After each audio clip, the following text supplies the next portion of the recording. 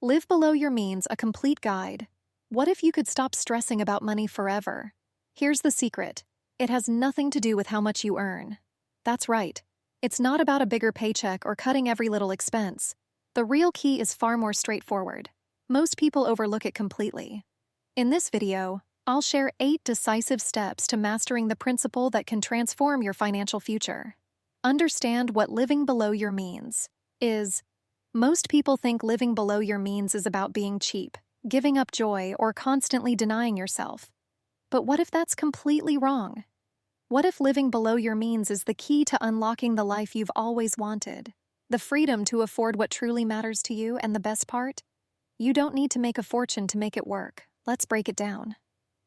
Living below your means. At first, living below your means might sound like a sacrifice, but in reality, it's the simplest path to lasting financial freedom. It's not about deprivation. It's about empowerment. By spending less than you earn, you take control of your money instead of letting it control you. It's about aligning your spending with your values and unlocking the future you've been dreaming of. Income perspective. If you have a lower income, it can feel like every dollar is stretched thin. Living below your means might mean being extra intentional, tracking every expense and focusing on essentials. However, for those with higher incomes, the challenge is often different. It's about resisting the pull of lifestyle inflation, the pressure to upgrade to a bigger house, a fancier car, or the latest gadgets just because you can.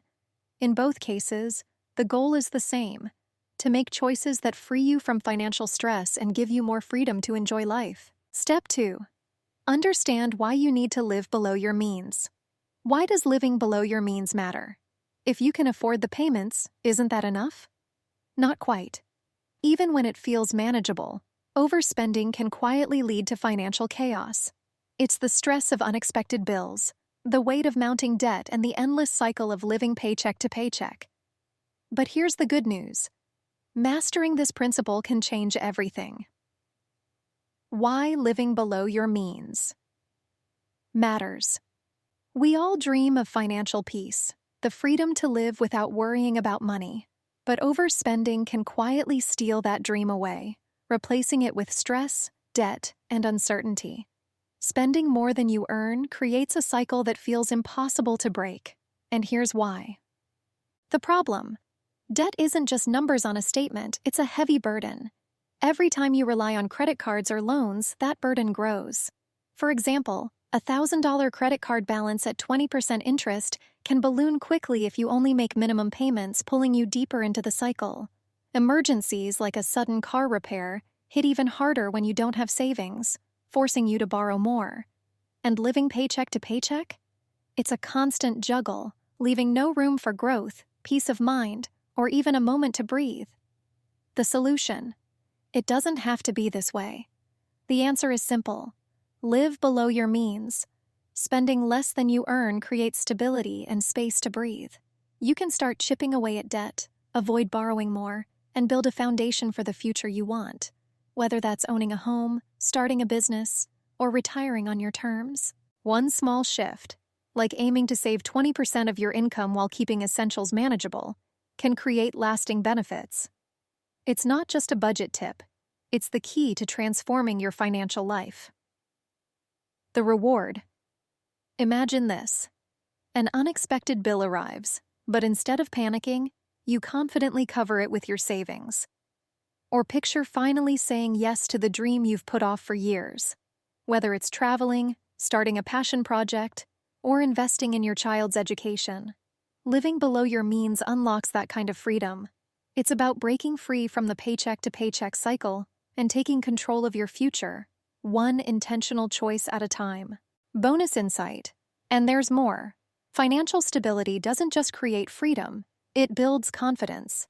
Imagine no longer feeling tied to a job or lifestyle you dislike just to make ends meet. With a financial cushion, you can take risks, like switching careers, pursuing a passion, or starting fresh, knowing you're secure no matter what happens. Living below your means isn't about sacrifice. It's about reclaiming your life. Your small choices today will pave the way for a secure, fulfilling future. So what's your first step toward that freedom? Step 3. Know how much you earn. Here's a surprising fact. Many people don't actually know how much they truly earn. It's not because they're careless. It's because the difference between gross income and net income can be confusing. Budgeting with the wrong number can lead to frustration, overspending, and even debt. But here's the good news. Once you understand the difference, you can take control of your finances and stop feeling like you're always behind. Let's break it down. Know your income to build a solid budget. Knowing how much you earn might seem simple, but the truth is, the income you see on paper, your gross income, isn't the money you actually get to spend. Confusing gross income with net income is like planning a trip with the wrong map. It sets you up for mistakes that can derail your financial progress. Let's fix that so you can make confident, informed decisions about your money. Gross income versus net income. Gross income is your salary on paper, the number that looks great in a job offer or annual statement. But net income is the real number that matters. It's what actually lands in your bank account after taxes, insurance, and other deductions. Think of it as the money you truly have to work with. Why it matters. Budgeting based on gross income is a common mistake, but it's a costly one. Imagine this. Your gross income is $5,000 a month, but your take-home pay is $3,800 after deductions. If you budget for $5,000, you'll create a $1,200 shortfall, likely filled with credit cards or loans, adding stress and debt. But when you work with your net income, you avoid these traps, giving yourself clarity and the ability to plan realistically. It's the difference between feeling in control and feeling like you're always playing catch-up. How to calculate your net income. Finding your net income is easy once you know where to look. Start with your pay stub. Find the line that says net pay or take-home pay. If you have a side hustle or freelance work, include those earnings, but don't forget to account for taxes. For a clear picture of your annual finances, multiply your monthly net income by 12. And if your income fluctuates, take an average of the past 3 months to create a reliable baseline. Practical tip. When you start budgeting, base everything on your net income, not your gross. Subtract your fixed expenses, like rent and utilities, then your variable expenses, like groceries or gas. The leftover amount is what you can direct towards savings, investments, and wants. This approach ensures your budget is rooted in reality, not guesswork. The big takeaway. Knowing your net income is the foundation of financial success. It's not just about how much you make, it's about how much you keep and how you use it to build the life you want. By understanding this one principle, you're setting yourself up for smarter decisions, less stress, and more freedom to achieve your goals. Step 4. Track your spending. Do you ever feel like your paycheck just vanishes? Payday comes and before you know it, your bank account is empty again. It's frustrating, right? But here's the truth. Your money doesn't just disappear, it's all accounted for somewhere. The real question is, where is it going?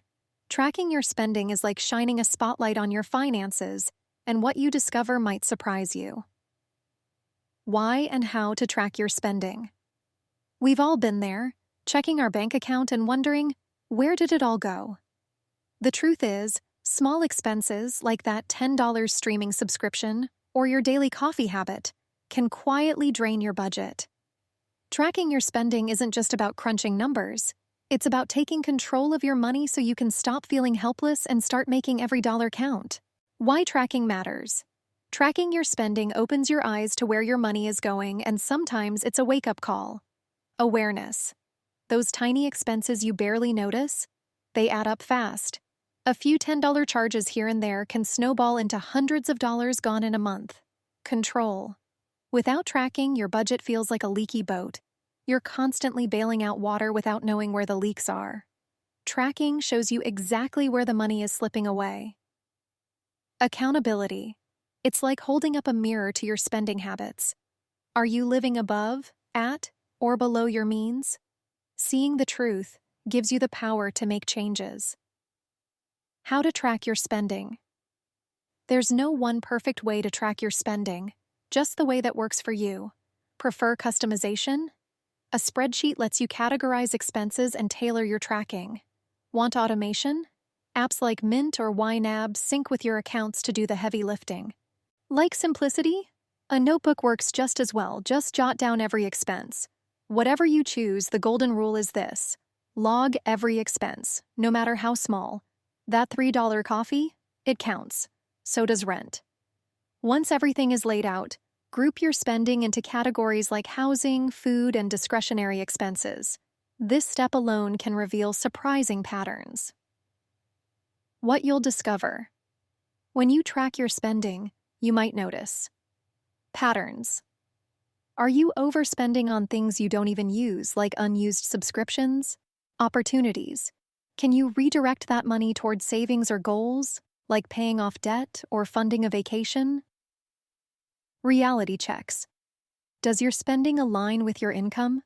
Tracking shows you exactly where to make adjustments so your budget works for you instead of against you. Practical tip. Tracking doesn't have to feel overwhelming. Start small. Track for 1 week to build momentum, then aim for 30 days for a full picture of your habits. Set aside just 10 minutes a day to log your expenses. Consistency is key, and the clarity you gain will make every effort worth it. The big takeaway. Tracking your spending is about more than numbers. It's about empowerment. It's about taking back control, aligning your money with your goals, and finally understanding where your hard-earned dollars are going. This simple habit can transform your financial health and your peace of mind. Step 5. Focus on getting the big 3 expenses right. You've probably heard the advice to skip your daily latte to save money. But let's be honest, cutting out small pleasures won't fix your finances if the biggest chunks of your budget are out of control. The real secret to saving isn't about giving up coffee. It's about tackling the big 3 expenses that can make or break your financial future. Let's dive in. What are the big 3? The big 3 are the heavy hitters of your budget: housing, rent or mortgage, utilities and maintenance; transportation, car payments, gas, insurance, and public transit; food, groceries, dining out, and takeout. These categories often make up 50 to 70% of your expenses. If you want to see real change in your finances, this is where to start. Why focus on the big 3? Here's the truth. Small sacrifices like skipping a $5 coffee won't save you nearly as much as making intentional choices with these big-ticket items. High impact. Cutting $100 from your grocery bill each month has a bigger effect than cutting out a few lattes. Long-term savings. Adjusting your housing or transportation costs can save you thousands over the years. Flexibility. These expenses might seem fixed, but with a closer look, you'll often find opportunities for meaningful reductions. This is where the real magic happens. Strategies to optimize the big 3. 1. Housing. Housing is likely your biggest expense, but it doesn't have to weigh you down. Consider downsizing to a smaller space to lower rent or mortgage payments and cut utility costs. Negotiate your rent if you're a long-term tenant. Many landlords prefer stability over turnover. If you own your home, think about renting out a spare room. This strategy, often called house hacking, can turn your biggest expense into a source of income.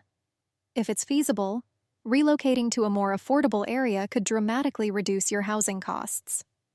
2. Transportation. Cars can be money pits if you're not careful.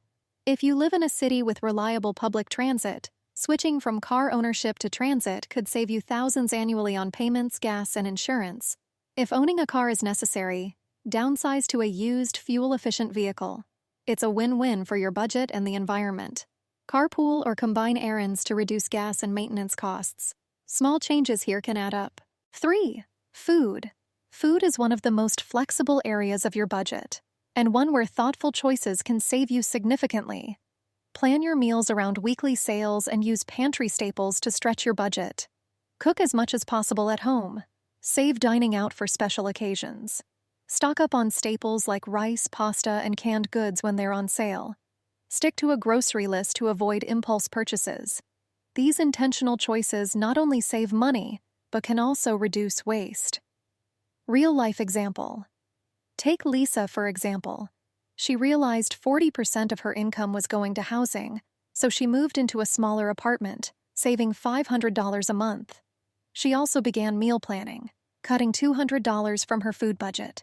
These 2 changes alone freed up $8,400 a year, money she now uses to pay off debt and grow her emergency fund. The best part? Lisa feels more in control of her finances and her future. The big three aren't just the largest parts of your budget, they're the key to financial freedom. By focusing on housing, transportation, and food, you can make meaningful, lasting changes that free up money for what truly matters to you. Start with one area today and see how much impact it can have.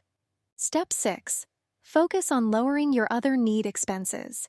You've tackled the big three, but your work isn't done yet. Hidden in your everyday essentials are costs that quietly drain your budget without you noticing. These expenses, insurance, utilities, subscriptions, are necessities, but you might be overpaying for them. The best part? With just a few small changes, you can free up even more money to save, invest, or simply enjoy life. Let's uncover those hidden savings. How to lower your need expenses. When people think about saving money, they focus on big-ticket items like rent or groceries. But the smaller recurring costs we barely think about, our need expenses, can quietly add up and take a significant bite out of our budgets. These are the costs that seem fixed, but with a closer look, they often hold surprising opportunities for savings. The good news? You don't have to sacrifice quality or comfort to reclaim that money. What are need expenses? These are the essentials you rely on every day, things you can't eliminate but can often adjust. Insurance, health, car, home, or renter's insurance. Utilities, electricity, water, gas, internet, and phone services. Modern necessities, subscriptions, childcare, and household maintenance. These costs are necessary, but they don't have to be excessive. Small tweaks can make a big difference over time. Why focus on these expenses? Because these expenses are automatic, they're easy to forget about. You set them up, and they quietly drain your account month after month. But here's the thing. Even a small reduction in these recurring costs can free up hundreds, if not thousands of dollars a year.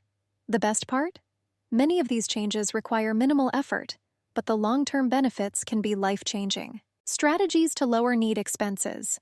1. Insurance. Insurance is critical, but overpaying isn't.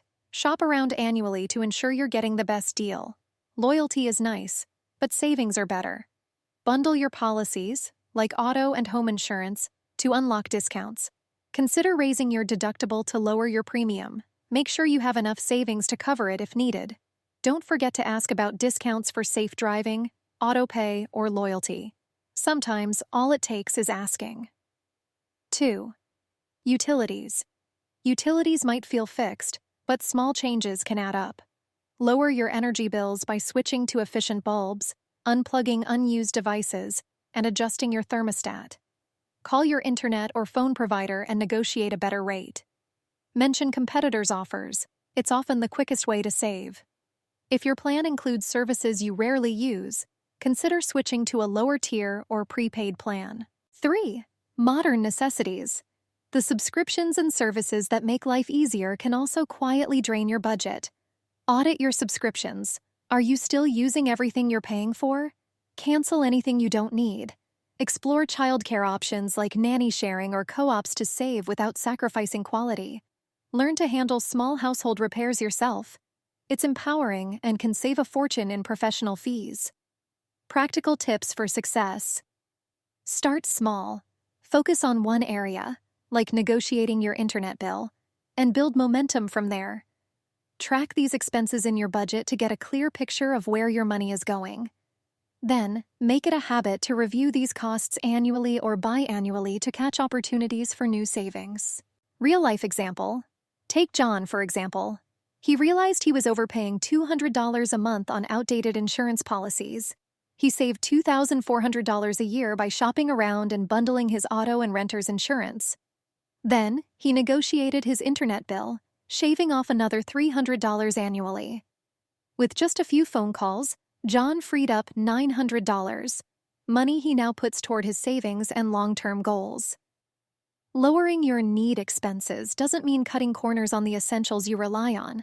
It's about being smart with your money, freeing up cash that can help you save, invest, or achieve your dreams. Small changes truly add up, giving you more freedom and control over your financial future. Step 7. Start building an emergency fund and invest. Picture this.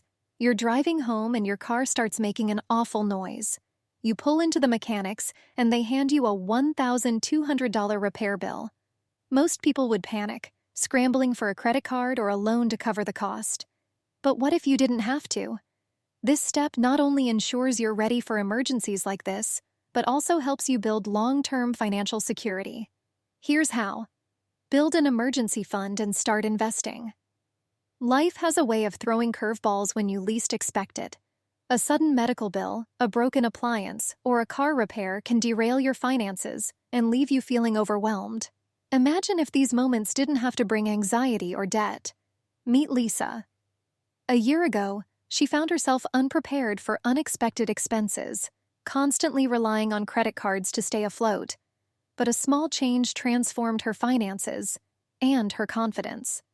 Build an emergency fund. Lisa started small. She set aside just $50 a week in a high-yield savings account. At first, it didn't seem like much, but over 6 months, she saved $1,200, enough to handle a surprise car repair or medical bill without relying on debt. That simple buffer gave her peace of mind, knowing she had a safety net for life's unexpected moments. What is an emergency fund? It's your financial safety net, a dedicated savings account for emergencies like car repairs, medical bills, or even job loss. It's not just about money, it's about security and control.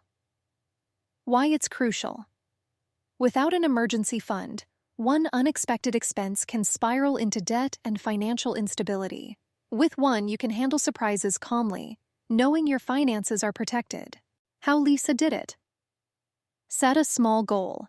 Lisa started with a $500 goal and then worked towards saving 3 months of living expenses. Automated savings. She set up automatic transfers from her paycheck, making saving effortless. Adjusted spending. By cutting back on dining out, she freed up extra cash to grow her fund faster. Start investing. Once Lisa's emergency fund was fully stocked with 3 months of expenses, she shifted her focus to building wealth. She opened a Roth IRA and started contributing $100 a month.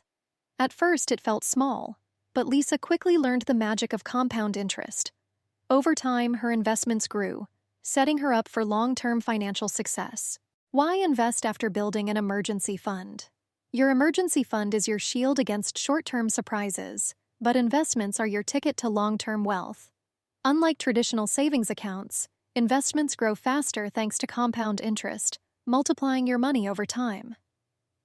Lisa's investment strategy started small. Lisa began with $100 a month, proving that you don't need to be wealthy to start investing. Used a Roth IRA. She chose a Roth IRA for tax-free growth in retirement, maximizing her savings. Choose index funds. To keep it simple, Lisa invested in low-cost index funds, known for their steady long-term growth. Practical tips for success. Automate savings and investments.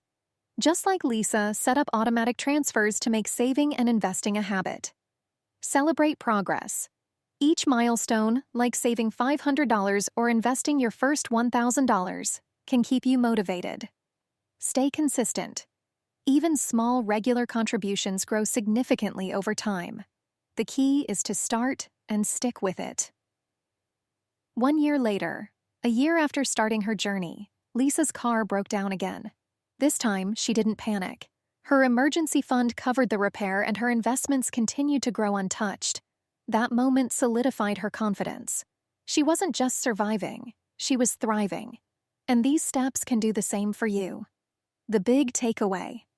Building an emergency fund and investing consistently isn't just about having money. It's about creating a life where you feel secure, prepared, and free to dream. With these 2 steps, you're protecting yourself from life's surprises and building a brighter, more confident future. Allocate a portion of your budget for wants. The first step to spending wisely on wants is knowing how much you can afford to splurge. A popular starting point is the 50-30-20 rule. 50% of your income for needs, 30% for wants, and 20% for savings. But here's the thing. This isn't one size fits all. If you're saving for a big goal, like a vacation or a down payment, you might temporarily shift those numbers to prioritize savings. It's about flexibility and finding what works for you without sacrificing the things that make life enjoyable. Prioritize purchases that bring joy or value. Regarding your wants, not all spending is created equal. The key is to focus on what truly brings happiness, quality over quantity. Instead of buying multiple cheap items, invest in something durable and meaningful. A well-made jacket that lasts years is better than fast fashion pieces that fall apart after a season. Experiences over things. Memories last longer than material possessions. Whether it's a concert, a weekend getaway, or a special dinner with loved ones, experiences often bring more lasting joy. Avoid impulse buying. Impulse spending feels satisfying in the moment, but it can leave you with buyer's remorse and a dent in your budget. Use these simple strategies to keep your spending intentional. The 24-hour rule. Pause before making unplanned purchases. Waiting a day often makes the urge disappear. Create a fun fund.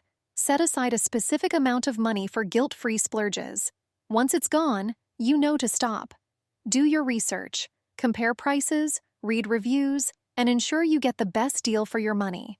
A little extra effort can save you a lot. Maximize value. To make your spending stretch further, think strategically. Shop sales wisely. Don't let discounts tempt you into buying things you don't need. Stick to items that align with your priorities. Leverage cashback and rewards.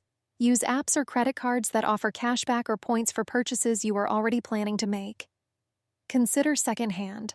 High-quality pre-loved items, like furniture or designer clothing, often deliver exceptional value at a fraction of the cost. Real-life example. Anna loves fashion but didn't want to overspend.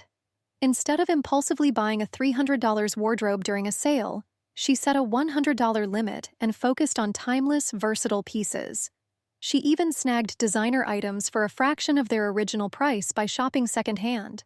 Anna's thoughtful purchases not only stayed within her budget, but also aligned with her personal style and values, leaving her feeling happy and accomplished. Practical tips for staying balanced. Spending intentionally doesn't mean depriving yourself. It means planning your splurges so you can enjoy them fully. Plan ahead. If there's something you really want, save for it intentionally and enjoy it guilt-free. Review regularly. Check your spending periodically to ensure it's aligned with your goals and values. Celebrate wins. Hit a financial milestone? Reward yourself with a treat that fits your budget. It's a great way to stay motivated. When you focus on maximizing value with your spending, you're not just saving money. You're creating a life of balance, freedom, and opportunity. Every dollar becomes a tool for happiness and fulfillment instead of a source of stress. So, which step will you take first? Let me know in the comments below.